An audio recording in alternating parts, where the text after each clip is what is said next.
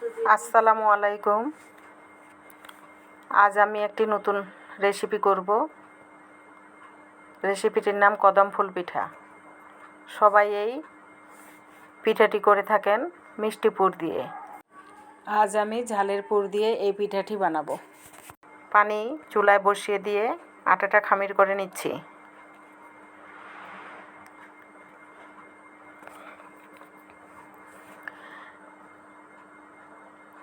খামির করা শেষ, এখন মথে নিচ্ছি। এটা ভালোভাবে মথে নিব। মথে নেওয়া শেষ, এখন পুরটি বানিয়ে নিব। পুরটি আমি করার সময় একটু সমস্যা হয়েছিল, তাই সম্পূর্ণভাবে পুরটা দেখানো হয়নি। মুরগির মাংসের কিমার সাথে পেঁয়াজ কুচি, ধনেপাতা এবং লেবুর রস দিয়ে দিলাম।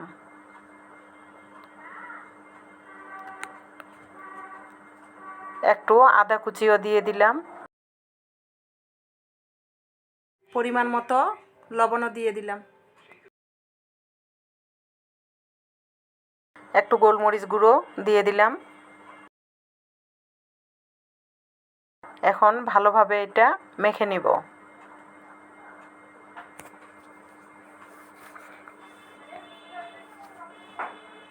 এইভাবে এটা ভালোভাবে মেখে নিব। মেখে নেওয়া শেষ, এখন আমি পিঠাগুলো বানিয়ে নিব। ছোট ছোট লেচি কেটে নিয়েছি। এখন এটা গোল আকারে শেপ করে নিচ্ছি। প্রতিটা পিঠায় এইভাবেই বানিয়ে নেব।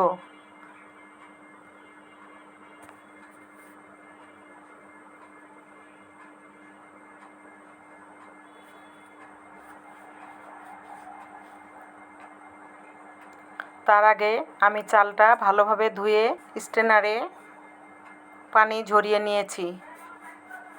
বানানো শেষ, এখন আমি পুরটা ভরে দিব আটার মধ্যে। এইভাবেই সবগুলোই গোল আকারে বানিয়ে নিব।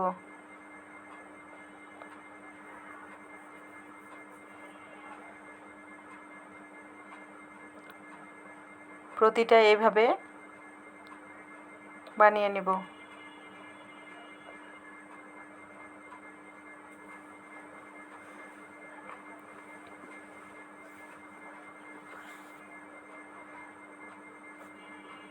আরেকটা বানিয়ে দেখাচ্ছি।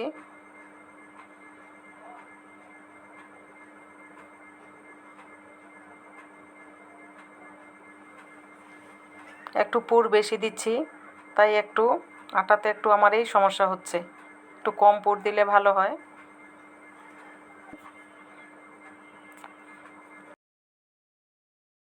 সবগুলোই বানানো শেষ, এখন আমি এই চালের মধ্যে এগুলো চেপে চেপে লাগিয়ে নিব। ভালো মতো চেপে চেপে লাগিয়ে নিব, গড়িয়ে গড়িয়ে। আমার চালটা একটু ছোট, এটা কিন্তু বড় চালে করলে, লম্বা লম্বা চালে করলে খুব সুন্দর, আরও বেশি সুন্দর হয়। আমি পোলাওর চাউল দিয়ে করছি। সবগুলোই বানানো শেষ, এখন আমি একটা পাত্রে নিয়ে নিচ্ছি স্টিম করার জন্য। আগে থেকেই আমি চুলায় পানি বসিয়ে দিয়েছি।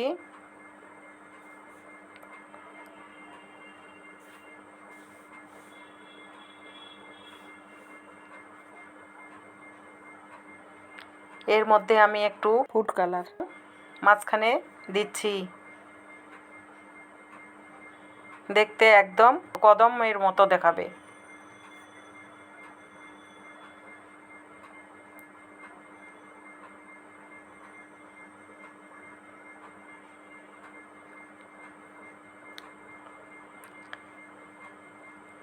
বানানো শেষ, আমি আগে থেকে চুলায় পানি বসিয়ে দিয়েছিলাম।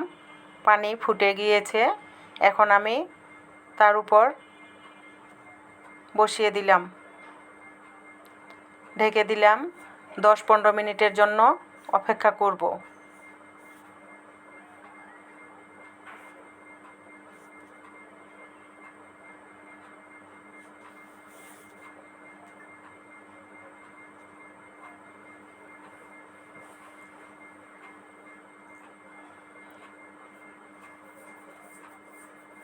10-15 মিনিট পরে ফিরে এলাম।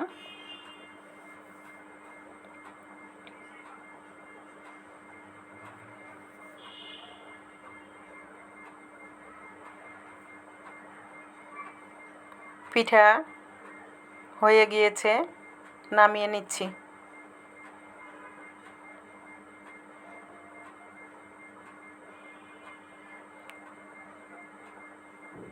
এটা বাসমতি চাল দিয়ে করলে পিঠাটা আরও সুন্দর দেখায়। আমারটা ভালো দেখাচ্ছে, তবে একটু ছোট ছোট দেখাচ্ছে।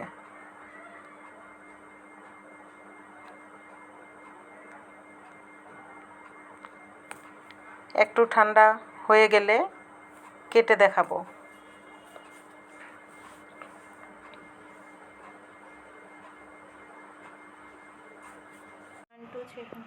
চলুন ভেঙে দেখি ভিতরে স্টিম হয়েছে কিনা। পারফেক্ট হয়েছে, এখন খেয়ে দেখি। আসলেই অনেক মজা হয়েছে।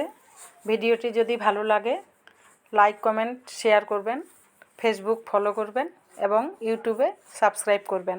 আসসালামু আলাইকুম।